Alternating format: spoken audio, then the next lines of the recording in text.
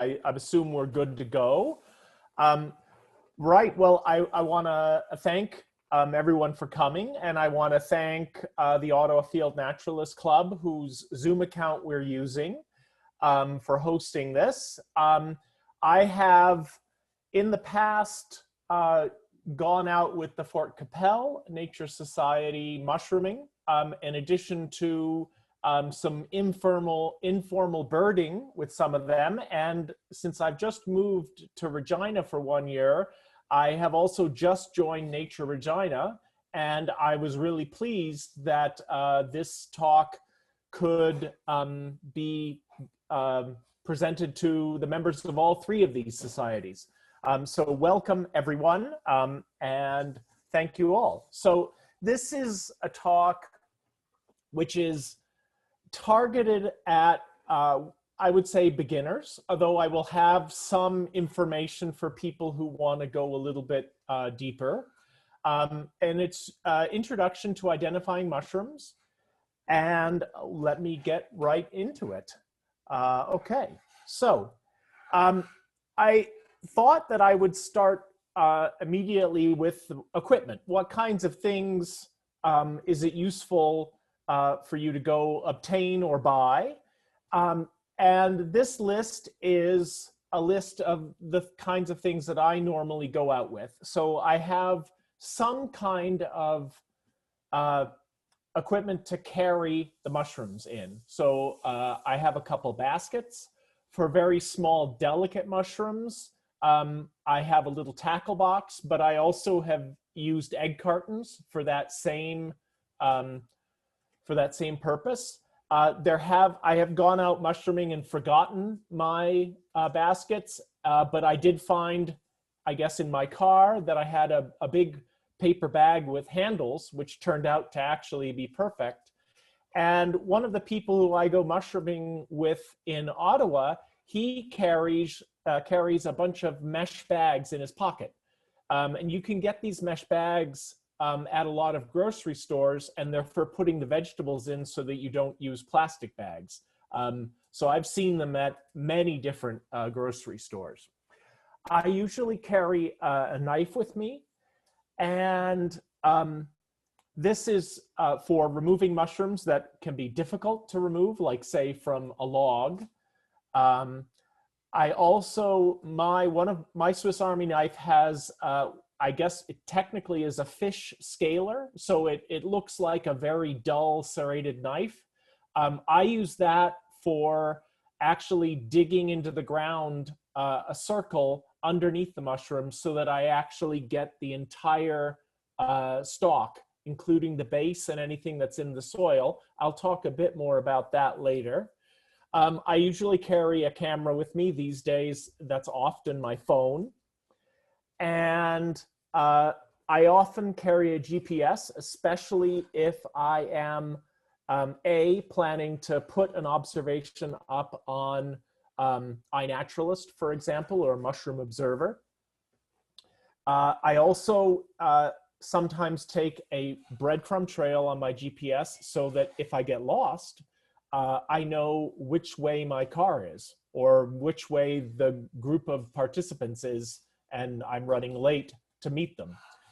A watch to know, when it's time to actually go back and meet people, and often some kind of mosquito and tick abatement, which can be mosquito spray. I have a net that goes over my head. I know some people use permethrin on their clothes, and a whistle, because if you get lost in the woods, a whistle is the best way to indicate that you are in need of some help. So that's sort of quick introduction to equipment that I see people use and that I use. And this is my idea. It's a workflow, I guess. So this would be if conditions are perfect, and they're often not perfect. So, sometimes various items of this can't be done. And so you make do. taking a photograph of the mushroom as it is gives you a good record of what's around it. You might be able to see in the background some various leaves fallen from the previous year or fallen from this year if it's the fall, and know, oh, there's oak or there's maple or ash nearby, or conifer needles, etc. You can record the time, the location. Substrate is what the mushroom was growing on. Was it growing on wood? Was it growing on dung? Was it growing in the ground on another mushroom, etc.? Nearby plants and trees can be sometimes very useful. Collect the specimens, put them in the basket. If you have different stages of growth for the mushroom, so like a very small one and a larger one, that gives maybe a good idea of the range of sizes. When you get back from the outing, you can record a more detailed description. You can take the mushrooms out, sit at a table, and write out a description of them. I will have some ideas and tips on what to record a little bit later in the presentation. You can take more photos of the gills or of cross sections, cutting the mushroom, etc. You can prepare a spore print. Again, I'll talk about this later. And you can use the broad morphology to go to the right place in your identification guide or field guide. I'll also talk about this in more detail. Very often you may find yourself in the guide faced with a key. And the key is a way to try and find your mushroom. I have a slide later where I give an example of a key so we can see how it works. And I'll talk a little bit about using keys at that point. When you have identified, say, a handful of possible mushrooms, I recommend reading over the descriptions of them and looking for the particulars that match and the particulars which don't match. And usually when I write my descriptions, I'll like write a species name and I'll write like a little pro-con summary, like, oh, this has these 3 features, but it differs from the one I'm looking at on my table in this respect. And that gives me at least some idea later, if I want to go back, what were the things I need to pay attention to. And then I've begun recently posting some of my pictures and finds to iNaturalist. And like that gives me feedback from the experts who sometimes identify on iNaturalist. And it also lets people see what kinds of mushrooms there are in various different places. Okay, these are my top tips. So I always really encourage people to collect the full mushroom, and that is, and I emphasize that includes the base of the stem. There's a genus of mushrooms, the Amanita mushrooms, which contain some of the most deadly mushrooms and are responsible for, conservative estimate is 90% of mushroom poisonings. And having the base of the stem is essential to identifying some of these mushrooms, of knowing that it is an Amanita and not something which looks similar but is edible, and therefore you run the risk of confusion. I think it's a really good idea to practice writing the full description of your mushroom before you search in a guidebook. I have a tendency when I look in the guidebook, and especially when I think I know what this one might be, so I go to a certain page, of when I read the description, I have a tendency to try and push the mushroom that I have on the table into that description. Writing a full description before I read the description of a mushroom in the guidebook actually really helps avoid that easy human pitfall of trying to push our example into the description that we're reading. Taking a spore print is really indispensable. Most field guides are organized on the basis of the color of the spore print. This includes guides which use keys. It includes guides which don't use keys, like the Audubon guide. And so it's pretty essential. Don't eat any mushrooms unless you're absolutely sure about the identification. When you're a beginner, I recommend to get someone who's more experienced to concur with an identification before you eat a mushroom. It's also wise to not eat too much of any mushroom the first time you're eating it, because you may have a reaction that's personal to you rather than, so it may be an edible mushroom, but you have an insensitivity. And so you don't want to make yourself sick by eating too much.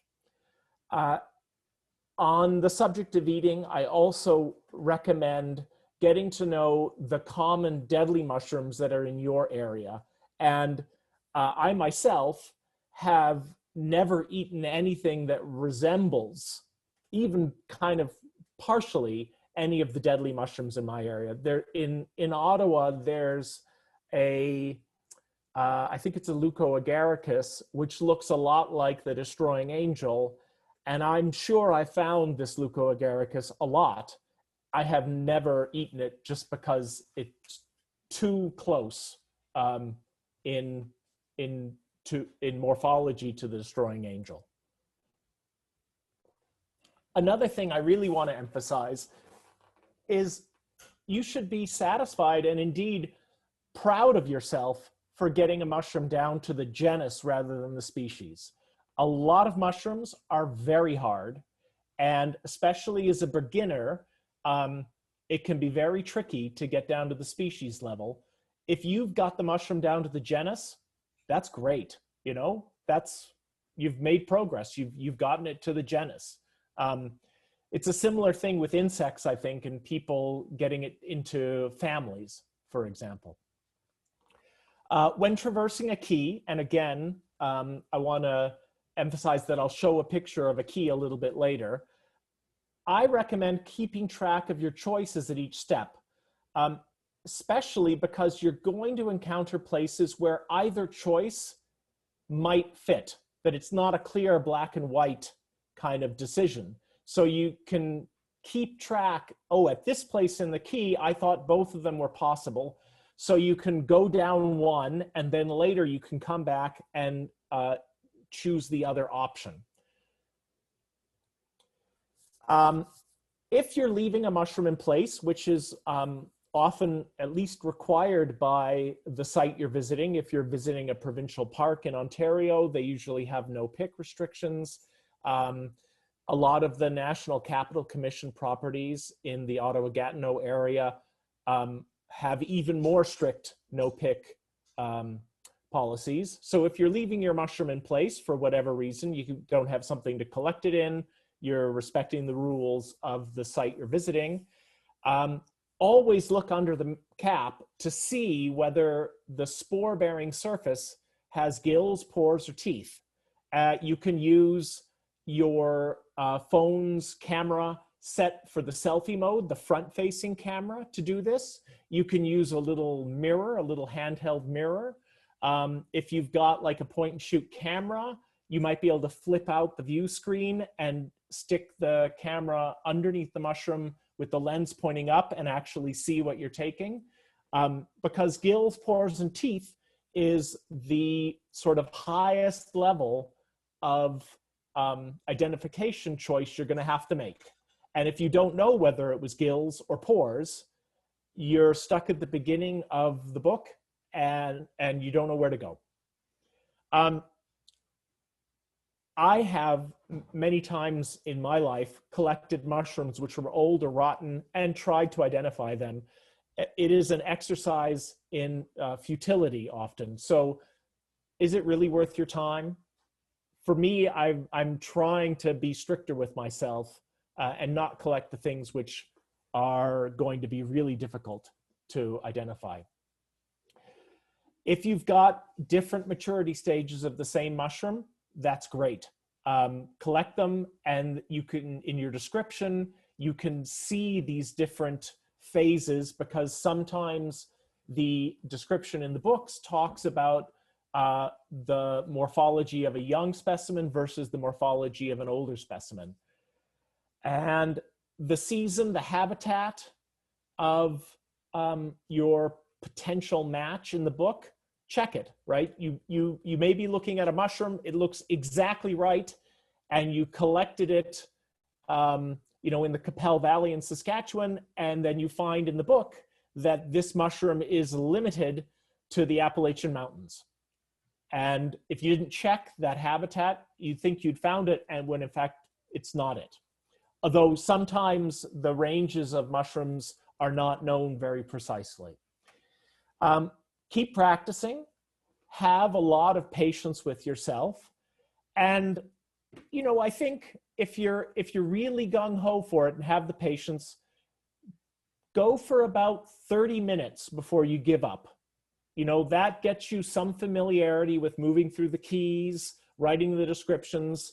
And then after 30 minutes, if you still have no idea, you know, post it up on iNaturalist, see what people say. But, you know, give yourself the time to practice. It's just like learning calculus, right? Students have to take the derivatives many, many times. That's what homework is about, because that time spent is the time learning and getting more familiar. Okay, so those are my top tips. This is a slide with gross mushroom shapes. I've taken this from Timothy Baroni's book, Mushrooms in the Northeastern United States and Eastern Canada. I have, at the end of this talk, some slides with some recommended books, and these slides will be distributed later. So you don't worry about dashing to try and write anything down right now. It'll all come and you'll have access to it.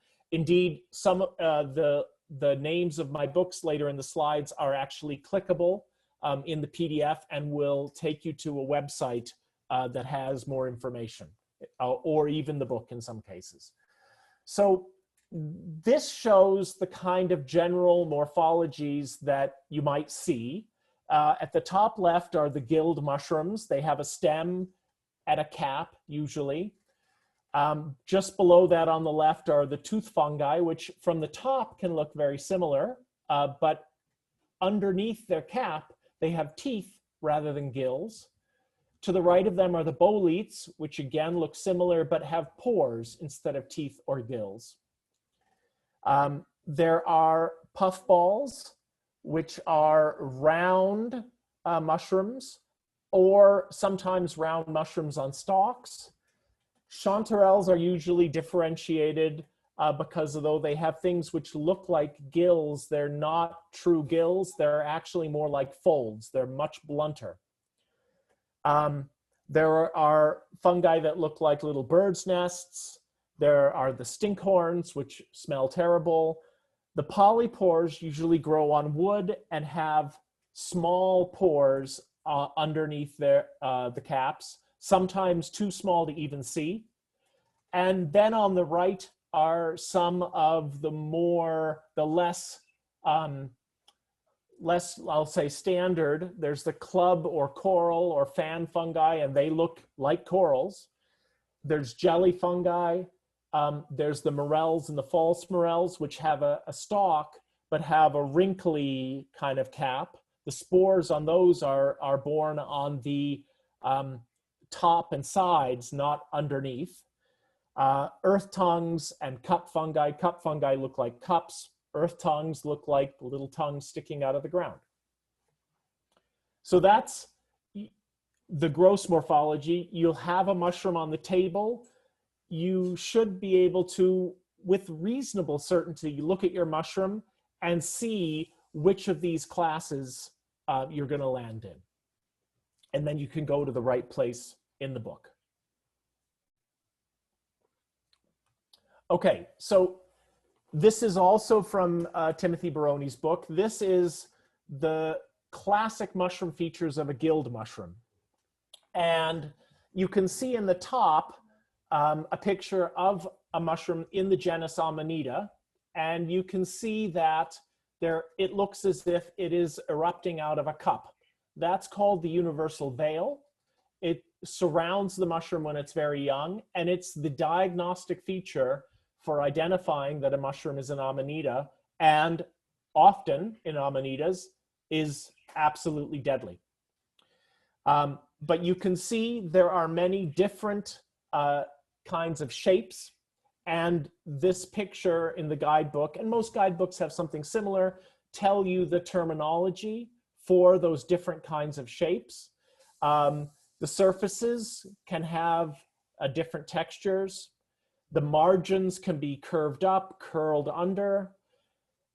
If you cut the mushroom in half, up down, you will often see how the gills, as they approach the stem, are attached. Not attached, fully attached with a little notch, or attached and descending the stem. How close the gills are spaced is another feature.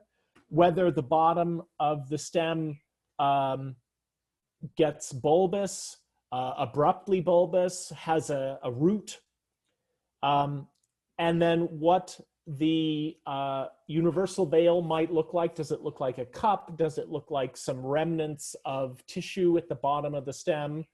There's a partial veil which covers the gills when the mushroom's young. Is it sitting like a skirt? Is it projecting upwards like a sheath? Is it a fine web of what looks like a spider web connecting the stem to the cap? Or is it just a region on the stem that looks slightly different than the rest of the stem? So when you get a guidebook, when you choose one that you want to look at, just familiarize yourself with the terminology. Okay, so when I write my description of a mushroom, I typically write it in 3 sections. I describe the cap, then I describe the gills, or the pores, or the teeth, and then I describe the stem. In a lot of books, the cap is referred to as the pileus. I usually record the number of caps that there were there many, what's their arrangement, were there 20 of them all coming from the same point of attachment? Were there 30 in a giant ring in the grass? I give the size, the shape, the diameter, height, shape of the margin. I talk about the color. I talk about any color changes that happen when you cut the mushroom or when you bruise it. I talk about the humidity of the cap. Is it dry? Is it glutinous? Is it sticky? Is it waterlogged? That's Hygrophonus. Viscid is kind of slimy. I talk about the texture. Does it have some warts? Does it look like felt when you look up close? Are there fibers? And I talk about the interior flesh, its color changes, etc. The spore-bearing surface, is it gills, folds, like is in a chanterelle? And I'll have a picture of what a fold is as opposed to a gill a little later on. Does it have pores, teeth? Does it have nothing? Some mushrooms have nothing. They have just a smooth surface where the spores form. That's the difference in particular between turkey tail and false turkey tail. Turkey tail has very, very small pores, and false turkey tail has a absolutely smooth surface underneath. What color are the gills? How do they attach to the stem? Is there a different color along the edge of the gills? Is the edge smooth or serrated? Are the gills very dense? When you cut them, does a liquid come out? Are they forked? Do they have cross veins? Again, I'll have pictures. The pores, what color are they? Do they separate from the cap? What's their shape, size? Can you see individual tubes, or does it just look like a solid surface with some holes in it? For my description of the stem, again, I do the size and shape. texture, any ornamentation. I'll have some pictures of ornamentation later. Color changes, are multiple stems meeting at the base. I cut it open and I check the smell, hollowness, color of the flesh. Again, we look for a ring or a universal veil. Is there a fuzzy mycelium at the base? All these things. Taking a spore print is pretty simple. Just cut the cap off. You can put it down on paper or a plate that doesn't have a pattern on it that would make it hard to see. Cover it with a mug or a bowl and check back in a few hours or overnight, and you may get a deposition of spores, which allows you to know the color. The last thing is the ecology. So if you have a GPS, you can take down the location. What's the mushroom growing on? If it's growing on wood, is it conifer or hardwood? Can you tell the species? I'm learning my trees, but I'm not very good. The number of them, how they were distributed, recent weather, time of year.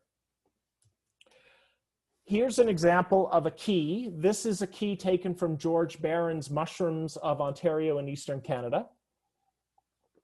And you can see that this is the key to brown sword mushroom. Oh yeah, our co-host has the book with him. So this is brown spored mushrooms, and the first choice is we have to decide whether the gills are reduced to ridges just running down the stalk or whether they're well developed. So this is a choice between gills being sharp like a knife or kind of fold-like.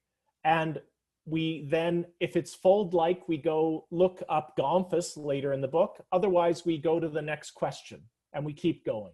So we might get down to question 14, which asks us whether the gills are running down the stem or they're not running down the stem. And sometimes this is really tricky. So at this point, I would write down that for question 14, I think both choices are correct. And that, first, I'm going to go down the path of assuming they do run down the stem, and then later I'm going to come back. Okay, so I want to give some examples. Now, how do I start sharing a new screen, a new window? Let's see here. I do not see how to do this. You might have to stop sharing and then start again. There it is. I found the stop sharing. Okay, so there, stop sharing, and now I will share some pictures. These pictures are courtesy of Joan Hading. Thank you very much, Joan. And they just show some examples of the kinds of things you might encounter. So here's a mushroom. You can see it has gills, and you can see that the stalk is slimy. This might be called viscid. This has, instead of a ring, it has a kind of a slime connecting the stem to the cap. That is a partial veil, it just looks different. This is what might be called glutinous. It's kind of sticky. And you can see that this mushroom also has a ring. And it has little dots on the stem. These are things you might write down. Another viscid mushroom cap, but this one has, I don't know, spikes or warts on its surface. This is an example of what books refer to as Hygrophonus. It looks like it's waterlogged. At least part of the stem has that waterlogged, almost translucent kind of texture. That's another Hygrophonus, looks waterlogged. Another. Here we can see there's some kind of little speckling on the top of the cap, and these mushrooms have a ring, and the gills are descending the stalk. That's called decurrent. Here you can see the remains of probably the partial veil, but possibly the universal veil stuck to the edge of the cap. And that can frequently happen, that these remains are stuck there. This is an Amanita, and the universal veil remnants have attached to the top of the cap, and as the cap grows, they've split apart. And at the bottom, you can see that the base becomes rather abruptly larger. This is that universal veil, or that cup, that's so important for identifying Amanitas. This cap has cracked. There's several genera that are characterized by having a cracked cap. This one has what look like felty scales. This is like a powdery wart, maybe. Again, different books have different language, and you'll get familiar with what the books are referring to with their terminology. This one shows an example of color change. Someone has scratched the top of this mushroom, and it has turned from this brown-orange to a kind of a green color. Here's a felty cap, hairy cap, very hairy cap and stem below the ring, but above the ring you can see that it's smooth. Another Amanita showing remains of the universal veil, and the umbrella-like part of the cap along the edge are called striations. Here's some other striations, and you can see that the edges of this mushroom have turned brown. That's them self-digesting, and that's called deliquescent, which is also a word you're going to encounter in the books. This is another mushroom deliquescing. It's from the bottom up, it's dissolving itself. More striations. I'm going to go there. There's a mushroom with teeth instead of gills. But from the top, you might not know. That's a close-up of the teeth. Here's another mushroom with teeth, and another. This is a jelly-like mushroom with teeth. This is pores, but they're irregularly shaped. This is pores that have broken up to be maze-like or like gills. More irregularly shaped pores that are almost maze-like. Really maze-like pores. This one, the pores are elongated. This one, the pores are tiny. And when you touch them, they turn color. This is the artist conch. This is a bolete, which looks like a stem and cap mushroom, but has pores instead of gills or teeth. Some more pores, but I've shown that before. Let's see. Another example of decurrent gills. This is a mushroom which has cross veins in between its gills.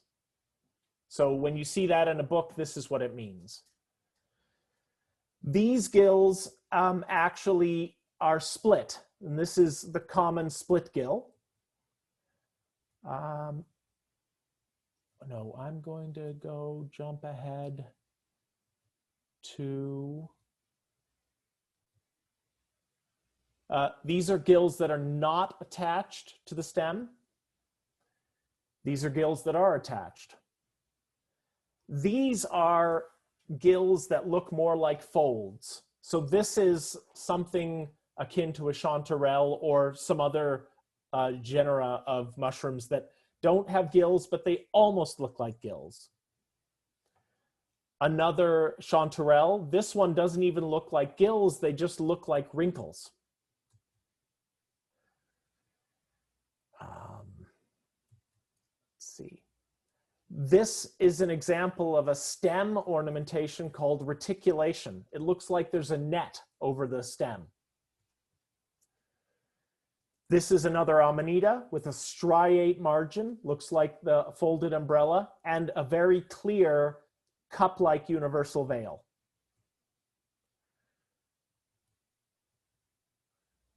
This is a mushroom which shows some cap texture. Looks like it's wrinkled in the middle of the cap. Here you can see universal veil, the partial veil, the ring, and the cap with universal veil remnants. Another very clear partial veil. Another partial veil. This one more sheath-like, but drooping. More partial veils. I don't know the words to describe this one. I'm going to, you can see here that the partial veil has turned a darker color. This is from the spores falling. In this case, you wouldn't need to make a spore print. You can already tell that the spores are rust brown. Here you can see at the base of attachment, a white fluffy mycelium. That's the body of the mushroom. And some books will say has a white mycelium at the base. Another picture of a partial veil. More partial veils. We've seen that one before, I think. And oh, we're back. Okay, so those were my examples. I want to thank Joan for all of those pictures, which she volunteered to be part of this. I'm going to just pick up with the end of my presentation now.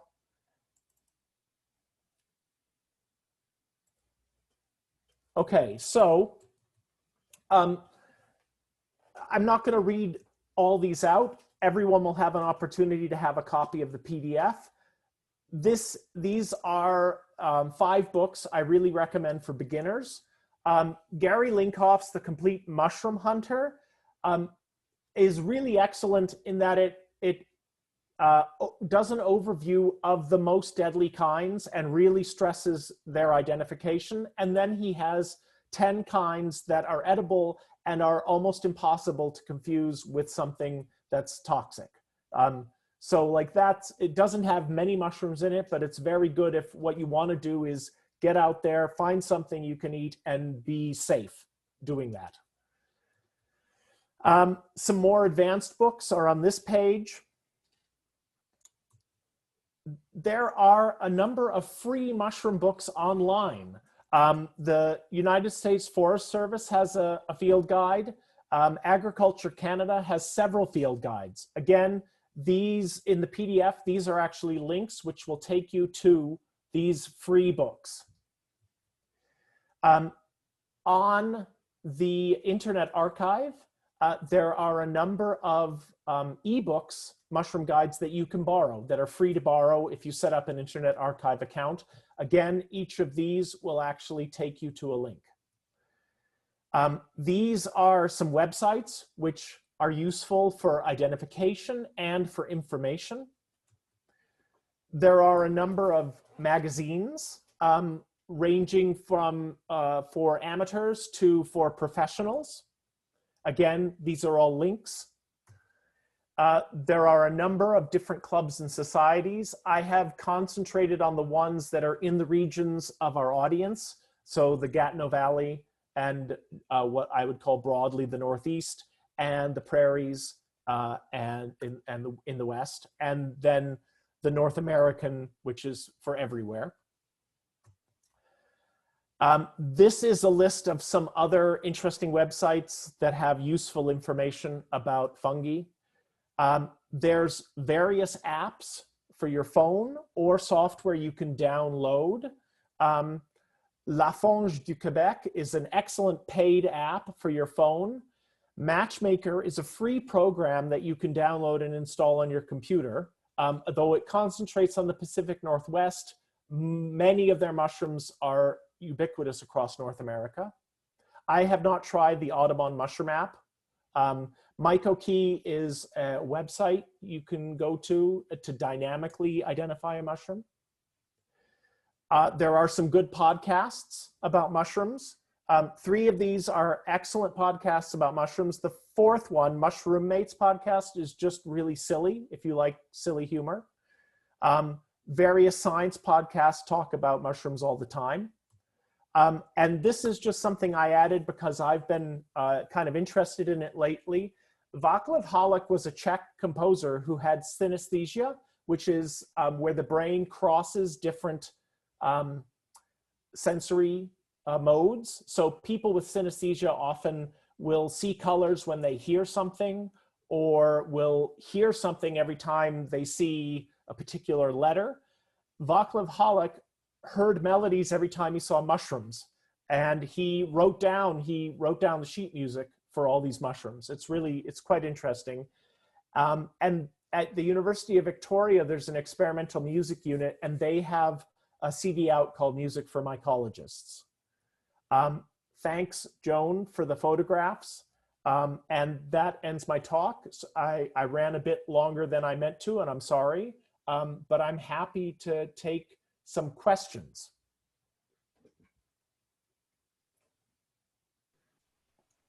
We have one question in the comments already. It's from Emily Addison, and she'd like to know, does La Fange have an English option? No, La Fange du Québec is French only, but it is really, really comprehensive, and the vocabulary for mushrooms is a limited vocabulary, and you can pick up some of the more the common things, and it has tons of pictures. So you can actually see the range of what these mushrooms actually look like in the field or brought home and on a table. So I know a lot of people who are Anglophone who actually find it useful.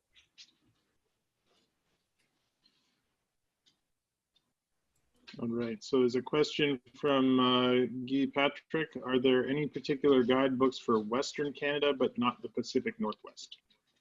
Oh, yes. Okay, so and there is one called Mushrooms of Western Canada. It's also available in the States called Mushrooms of Western North America. And I can't pronounce the author's name. She lived in Alberta, and she has a Dutch name, and I will not do it justice. But I will add that to the PDF of my talk before I distribute it, so that it's included in there.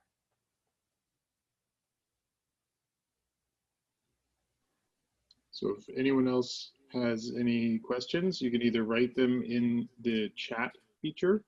If you can't see it on your screen, move your mouse around and you should see a button at the bottom that says chat, or exit full screen and then do that. Moira Farr would like to know, what are some of your most exciting finds recently? Well, okay, so recently I'm here in Saskatchewan. It's been a very, very dry fall so far, or late summer. So nothing particularly exciting really recently. I guess glow-in-the-dark fungi I have identified once and taken a very nice photograph of. That's one of my favorites. I can even actually, if I'm quick about this, I think I can even bring it up.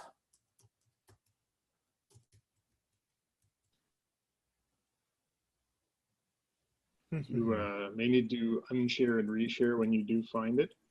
Yeah. In the meantime, my daughter actually has more successfully found exciting finds than me, I have to admit. She always finds the mushrooms that are on my list of things I'd really love to find. So she has a good eye. Okay, groups in Ottawa that have drop-in walks.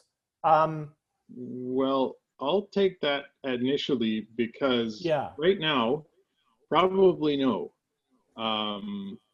When it's not a pandemic, maybe. A lot of organizations haven't been doing very much, or have only just restarted having physical in-person events, including the OFNC, and now we're having a spike in cases and a reduction in the permitted group size. So it's a challenge right now. Certainly not to have a drop in, you know, when you have to limit the numbers of people in a group, everything has to be planned and registered. So beyond that, I think normally there might be. And that's all I have to say about that. Give it back to you, Brett. Okay, I saw there was another picture. I mean, another question. This is my picture of glow-in-the-dark fungi, which I'm quite proud of. It was an 8-minute long exposure, so I had to really make sure the camera didn't shake for 8 minutes. Okay, I'm going to go back to the chat.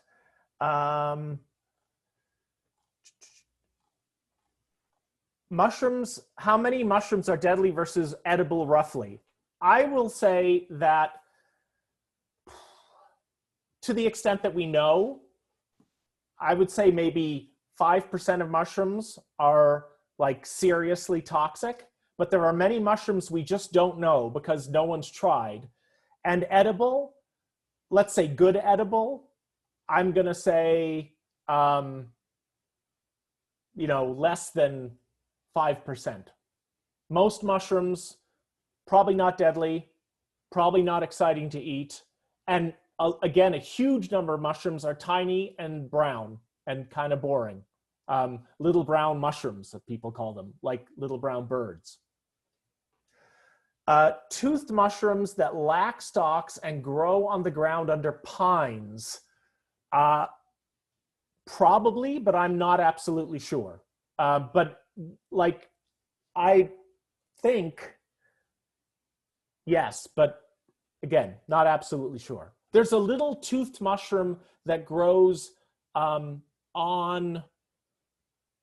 oh, Joan probably remembers the name of it. It grows in conifer forests. It's tiny and toothed. The earpick fungus, I think it's called. Oh, Mushrooms of Quebec and the East of Canada by McNeil is an excellent, excellent book. Very useful, a little bit heavy to carry into the field. So it's the book that you take out when you bring everything home. It's recently in a second edition, which has updated species names and some new photographs. I think the McNeil book is fabulous. I think that this glow-in-the-dark fungi, it's Pinellus stypticus. I think it grows everywhere in North America, to my knowledge.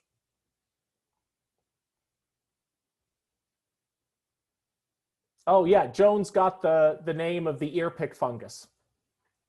It's very pretty once you find it.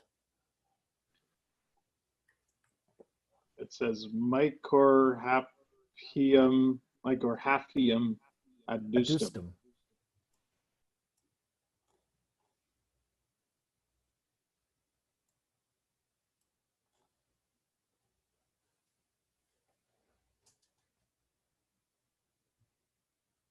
Oh, that one's not the ear pick, Joan. Okay, my mistake.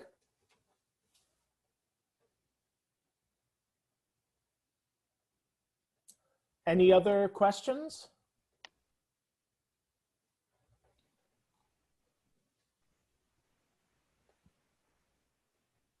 Oh. Sure. It's Mycorrhapium.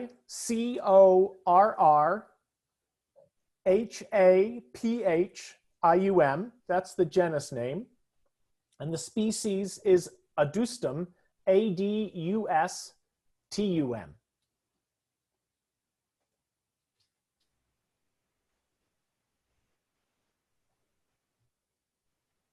Okay. Anybody else?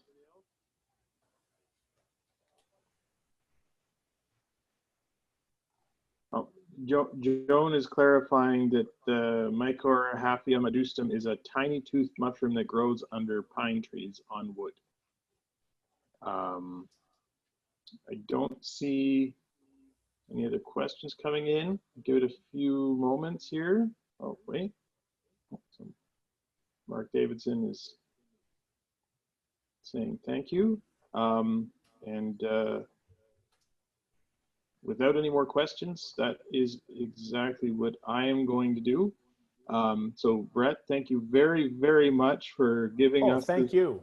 presentation this evening and taking the time to prepare it and deliver it. It's much appreciated. I'll echo the thanks to Joan for all of her work behind the scenes and also contributing the photographs to you. This is a very, very fascinating topic for me personally. Mushroom ID has been daunting forever. Maybe I'll get a little better now.